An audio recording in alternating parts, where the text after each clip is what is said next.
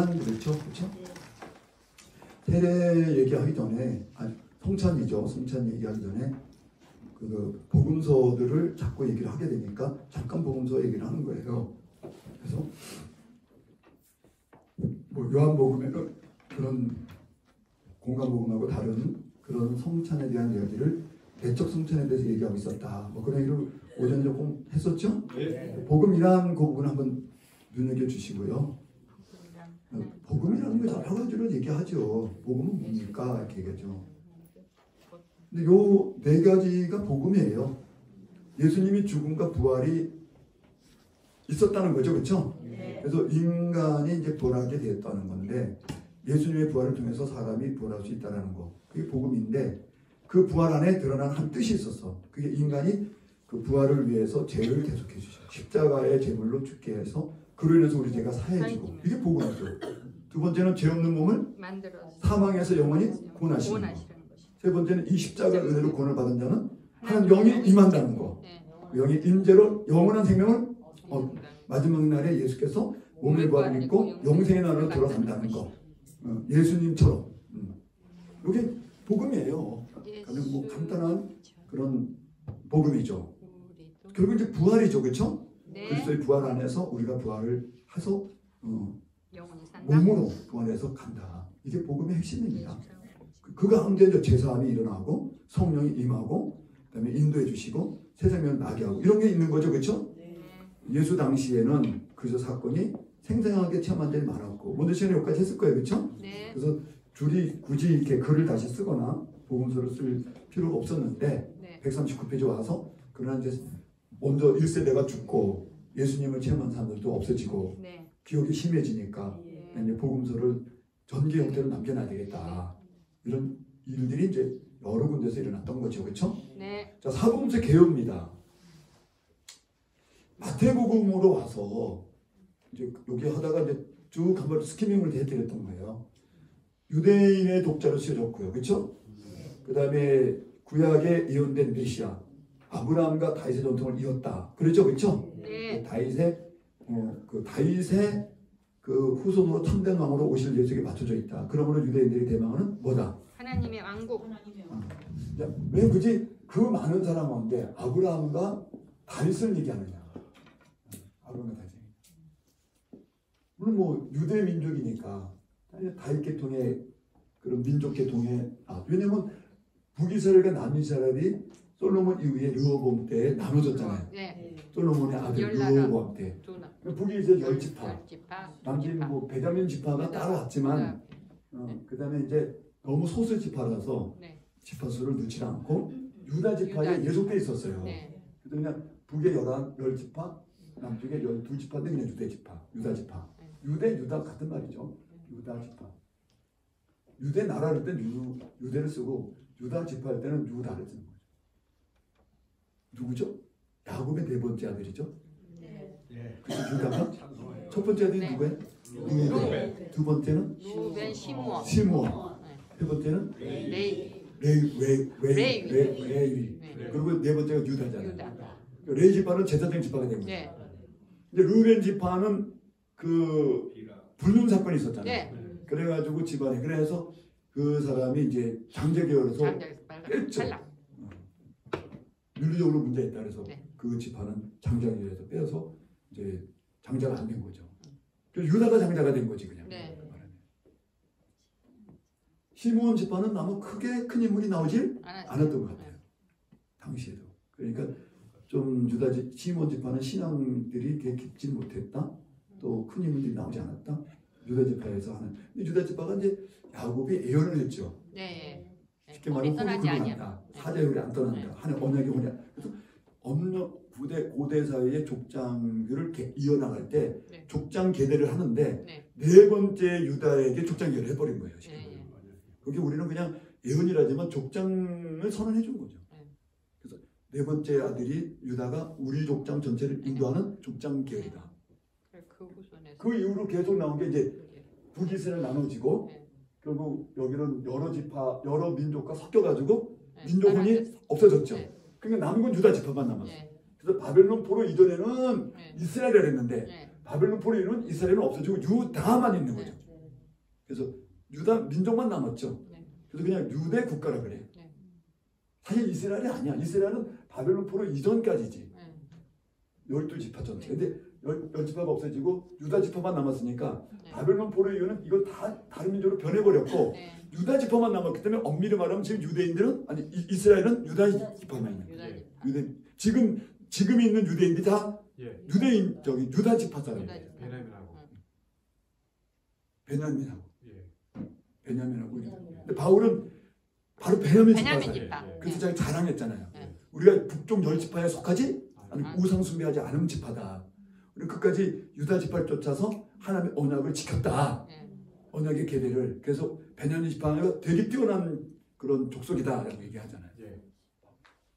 근데 굳이 아브라함과 다윗을 이거는 이제 다윗은 이 둘을 굳이 수많은 인물들이 있는데 이 둘을 예수님의 아주 계보의 선조를 이렇게 딱 얘기한단 말이에요. 네.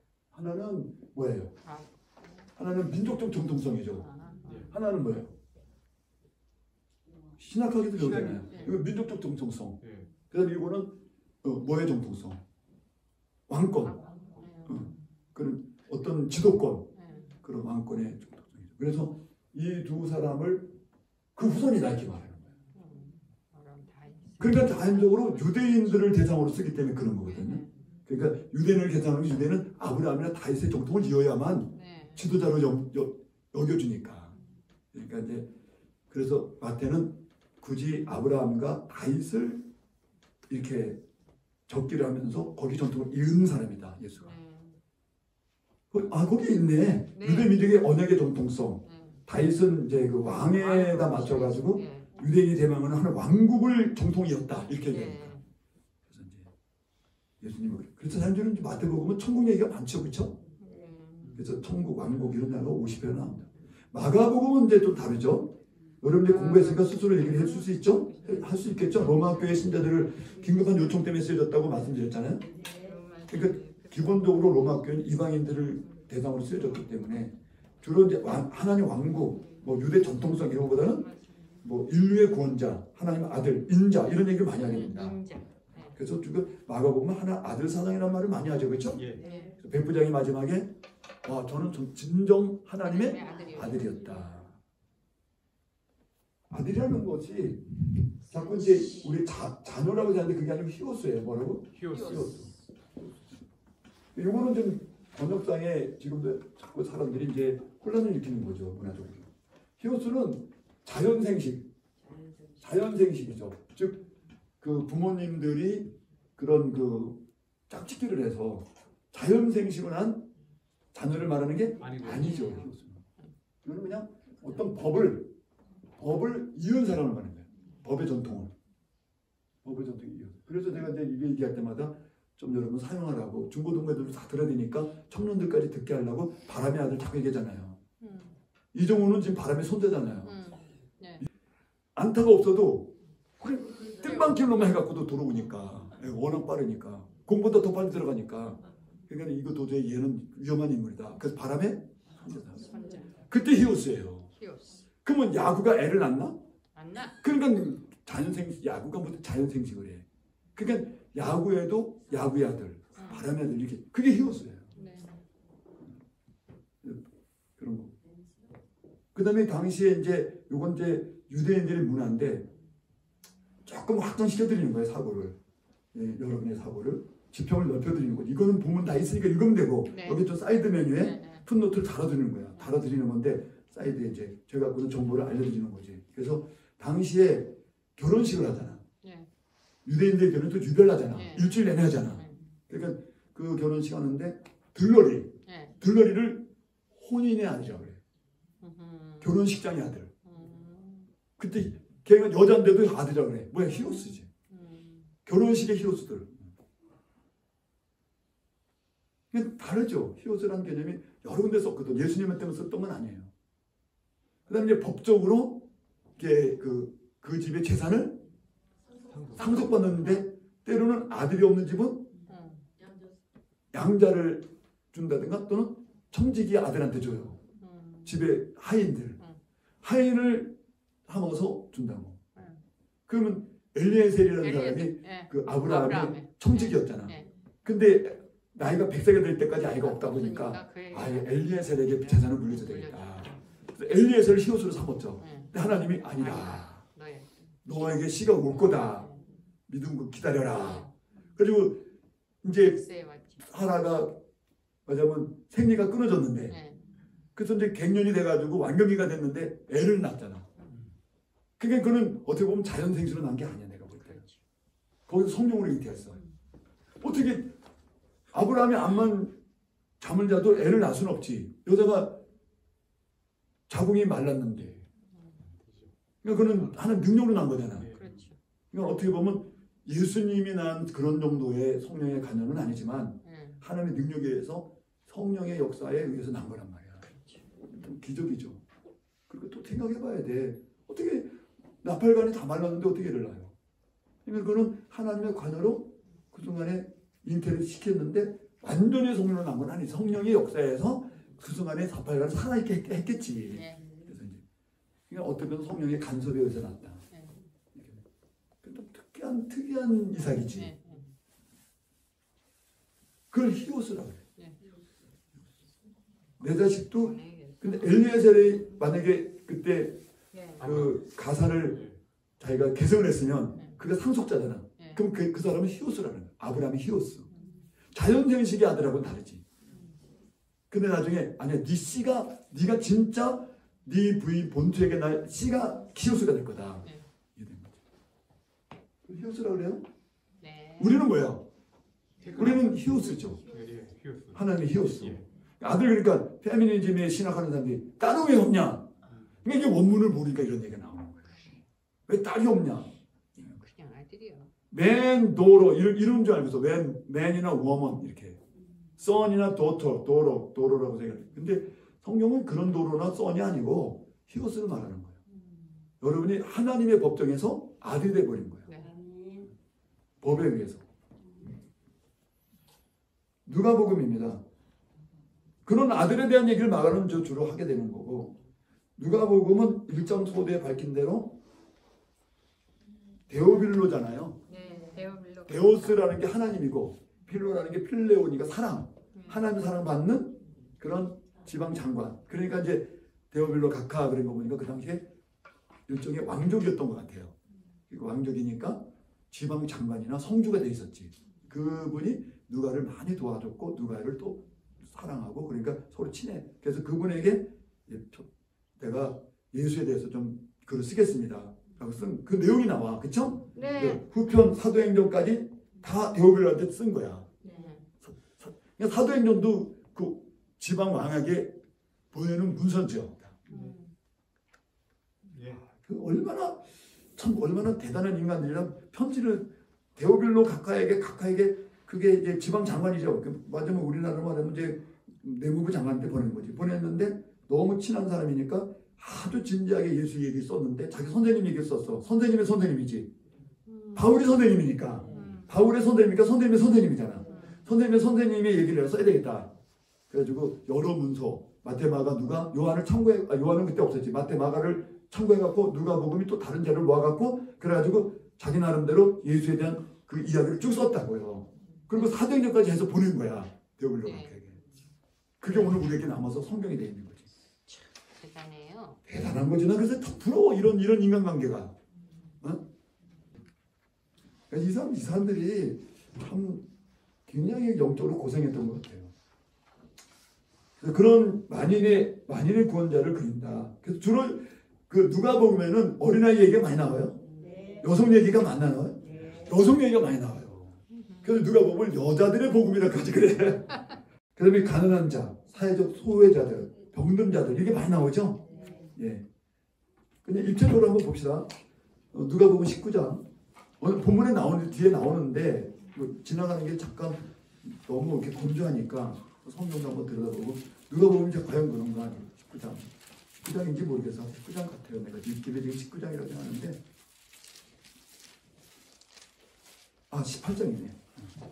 18장 잠깐 보세요. 뭐 다독을 많이 하시는 분들이니까 그냥 눈으로 읽으시고 내가 그냥 바로 읽어드릴게요. 그 18장에 보니까는 이제 어느 마을에 예수님이 비유를 드는데 어느 마을에 과부가 살았어요? 네. 살았죠, 그렇죠? 예. 이 과부가 이제 재판장한테 갔죠. 그래서 자기가 뭐라 그래요? 아, 근데 우리 도시에 나를 무시한 사람이 너무 많다. 어? 판정인데. 응. 아, 재판장이 무시했는데 그 얘기가 아니고 무시한 그 밑에 무시한 사람 맞다고 얘기해요. 그래서 그 도시에 한 과부가 있어서 자주 그 재판장한테 가서 막 탄원을 했죠. 3절에 보니까 원수 내 주변에 막 나를 그냥 원수가 많았고 나를 원하는 그들이 나를 무시하고 말이지 경멸하고 막 나를 괴롭힌다. 내 원수 나는 풀어달라 그래. 그렇죠? 네. 그러니까 이제 근데 이 자가 게으르고 하나님 두려워하지 않고 2절에 보니까 사람을 무시하는 그런 좀 막가파 대장이야. 그렇죠? 네. 그러니까 이 사람이 이 여자를 홀대하고 아니 뭐 이 여자가 와서 뭐 자꾸 이런 소리 하냐 재판 안 해줬어.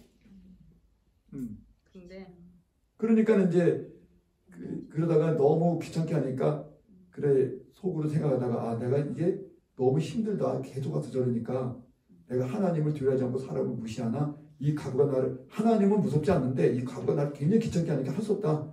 재판을 열어주자 이렇게 된 거야. 그래서 재판을 열어서 원한을 풀어주자. 근데 이런 얘기가 마테마가 요한은 없다 이 말이에요. 누가에만 있는 거예요. 이런 여자들 얘기를 많이 해요. 그러면서 7절에 이제 신학적인 견해를 말하죠. 누가복음이 누가가 이 얘기를 한 해설을 하죠. 그렇죠? 뭐래? 하나님께 밤낮 부르짖는 택한 자들의 원한을 풀어주지 않겠느냐. 이런 일도 우리 유대 사회에 있는데 이게 뭐 너희가 이 유대 사회에 이 비유를 들면서 이런 일이 자주 있었어요. 유대 사회에. 그러니까는 이런 일이 흔한 사회 문제였기 때문에 그 문제를 얘기하면서 이렇게 너네들도 하나님께 그게 매달리면 하나님이 그 원한을 풀어주지 않겠느냐. 그러면서 하나님께 매달려서 믿음을 가지고 하나님께 매달리고 기도 생활해라. 그런 얘기를 하는 거죠. 그렇죠? 너의 원한을 풀어주지 않겠느냐. 근데 재미난 거는 그 3절에 내 원수가 나의 원한을 풀어줘서 이렇게 얘기잖아. 근데 영어 성경에서 justice로 돼 있어. 뭘로? 정의. 법정 정의를 정확하게 해주세요. justice. 원문에도 그런 뜻이에요. 우리가 모르면 한 여자가 한이 맺혀서 그렇게 얘기하잖아. 그게 아니고 이제 잠깐 저를 보세요. 네. 근데 유대 사회에는 제사장들이 가난한 자의 재물을 탈취를 많이 했어요. 그래서 탈취를 많이 했는데 과부들은 궁울미가 나와. 무슨 미? 공율미. 정부에서 궁울미가 나옵니다.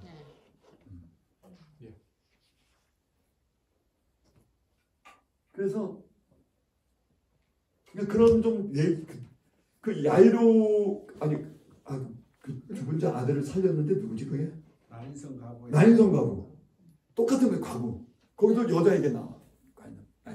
누가 이거 보고만 나오는 거야. 그러니까 왜 과부들에게 자주 나오냐면 그렇게 학대를 많이 당했어. 그러니까 이 사람은 남편이 죽었어요. 네. 근데 자식도 죽었어. 근데 유대사에서 여자는 남편 죽고 자식 죽으면 끝이네. 끝이에요. 그냥 사회에 명함이 없어. 맞으면 주민등록증 없는 신원 보증이 안 돼요. 그러면 그 당시 고대사회에서 여성들은 그런 인권이 없었어요. 그 남편이나 아들 때문에 인권이 생기는 거거든요. 남자 호주 중심으로. 근데 호주가 없으니까 여자만 남은 거예요. 이 여자는 예수님께 아들을 살려달라 이렇게 들으시면 안 돼. 누가가 그런 뜻으로 곧 쓴 건 아니야. 이 아들의 죽음으로서 내가 지금 사회적 생명이 끝나버렸다. 그러면 되게 어디로 가냐면 모자원으로 가는 거야. 뭘로? 모자원. 우리나라도 모자원 가잖아. 근데 그 당시에 복지가 형편없잖아. 모자원에. 그냥 거의 노동시장이야. 노동. 가면 막 학대받고 매질당하고 뭐 노동하고 막 보리밥 막 쫙 얻어먹고 이러는 거지. 그 모자원에 가서 어떻게 견뎌. 그럼 또 모자원 건 먼저 온 가부들이 있어? 요새 그러면 지들이 파당쳐? 그러면 이거 막 있는 거마다 다 뺏까 말이지. 날마다 이쌍막 개년 막 그러고. 완전히 뒷바라지 해줘야 돼 걔들. 그런 구조 속에 들어가서 살기 너무 힘든 거야. 그러니까 이 아이를 살려달라. 꼭 아이를 살려달라고 보면 안 되고 음. 그런 이스라엘의 사회를 음. 누가가 드러내는 거예요. 그만큼 사회가 복음 안에서 복음이 없이 불균형이 돼 있다.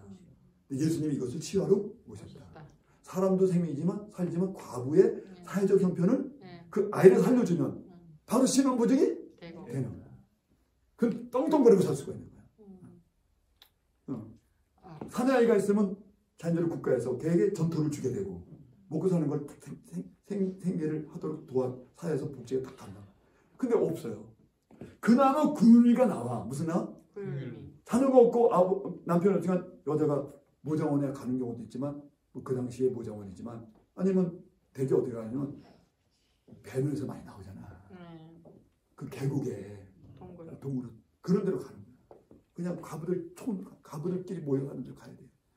사회가 연약하니까 그냥 자연 방치지. 그럼 먹고 사는 것도 궁계 가니까 뭐 채소밥 뿌려갖고 먹고 뭐 시장을 갈 수가 없어. 뭐 돈이 있어 시장 다녀. 유대 사회에 들어올 수가 없어. 그리고 너무 과부들이 가난했고 헐벗었잖아. 이 길을 가니까 막막한 거야.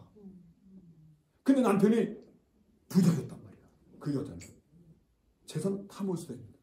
딱 죽으면 재산은 다 국고가 되는 거예요. 유대 사회 법이에요. 이분이 아무리 훌륭한 남편이 뭐 아파트 두 채 갖고 있어도 딱 중소기업 사장이야. 딱 돌아가시면 딱 그 모든 재물과 산업은 국고로 한수가 너무하네. 그대로 나가는 거예요. 근데 아들이 있으면 계승이 돼요. 근데 아들이 죽었어? 큰일 난 거야. 인생 자체가 완전히 어둠으로 끝난 거야. 그거를 구해달라 했던 거지. 그렇게 보셔야 되는 거예요. 예수님이 이건 아니다. 생명도 살리지만 이것이 유대사회와 깊이 연연되어 있고 부조리한 사회, 그다음에 복음이 없이 율법주의로 인해서 완전히 정치적으로 종교가 돼갖고 정치 종교가 돼갖고 완전히 종교가 행동가 너무 심한 거야. 이걸 은근히 고발하고 예수님이 그걸 해결해 주고 계신다. 그게 하나님 나라다. 이렇게 소개하는 거예요. 똑같아 가부가. 여기 가부도 이 가부가 흔히 있었던 걸 비사야. 성경에는 비유가 있고 비사가 있어. 이건 비사야. 원래 있던 사건을 비유로 된 걸 비사라 그래. 사건. 비유는 내가 만든 거고 이야기를. 이건 실제 일어난 사건들이야. 그러니까 재판관에서 가부들이 그나마 국가에서는 궁의미가 있는데 남편 재산은 국고가 됐고 자기는 모장으로 가야 될 형편이고 그리고 또 길거리에서 동양이나 하고 살아야 되는데 이 가부가 자녀가 없었나 보지. 그러니까 이게 뭐 국고에서 궁의미 주는데 그거 좀 왜 뜯어먹느냐 제사장들이. 그거 탄원하러 온 거란 말이야. 나쁜 자식. 그러니까 주변에 있는 그 유력한 자들이 있는 재산들 조금 있는 것도 다 뺏어가고 과부가 힘이 없으니까 고소를 못하니까 뺏어가고 이런저런 비를 두고 이게 뭐 사기를 치고 협박을 해서 뺏어가고 없는 거야. 친정집에서 그나마 갖고 온 재산까지 다 가져. 동생이 그나마 남자 동생이 있어갖고 생활비 보내주는데 그것마저 다 뺏어가고 너무 살 수가 없어. 그러니까 재판이 나요. 억울하다. 그래서 저스티스로 뭐라? 저스티스. 제발 사회 정의 좀 제대로 실현해달라 이렇게 탄원한 거야. 근데 이제 우리말은 원한이라고 풀어놨어요. 이런 것들이 좀 번역상에 조금 문제들이 있는데 어쨌건 뭐 원한이라는 말도 되죠. 뭐 원한 그 권한이 이제 그런 거니까. 그래서 너무 이제 그런 그 국가 정의를 좀 세워서 제사장들이 좀 또 제사장 밑에 있는 하속들이 그런 그 공무원들이 자꾸 와서 뭐 이거 뜯어가고 가고 있는 것까지 다 가져가니까 못 살겠다. 어떻게든 해달라. 이렇게 애원하고 탄원했던 일이 너무 많은데 그걸 비유로 하나님께 이렇게 기도하라. 됐고요. 본문 돌아옵니다. 138페이지. 네. 139페이지 이제 누가복음을 보니까 그런 과부들의 얘기가 많죠, 그렇죠? 지금 당장 입체적으로 봤잖아요. 네. 이건 그 당시 문화 속에서 누가가 이런 사람들을 많이 편들고 썼다. 그래서 예수님은 이런 자들을 해결해 주러 오신 분이다. 네. 그래서 만인의 예수님 뭐 이런 것으로 저런 주제를 가지고 누가복음 쓰여졌다. 이렇게 이제 신약학에서 얘기하는 거죠. 예수는 하나님의 백성 이스라엘 넘기십니다. 지금 이제 넘겨주시고요. 속량하시는 분이다. 그래서 죄에 시달린 모든 사람들 그 사람들을 구속시키고 죄에서 해방시키고 원래 하나님의 것을 하나님의 소리로 되돌리는 구원자이신 예수. 예수를 소개한다.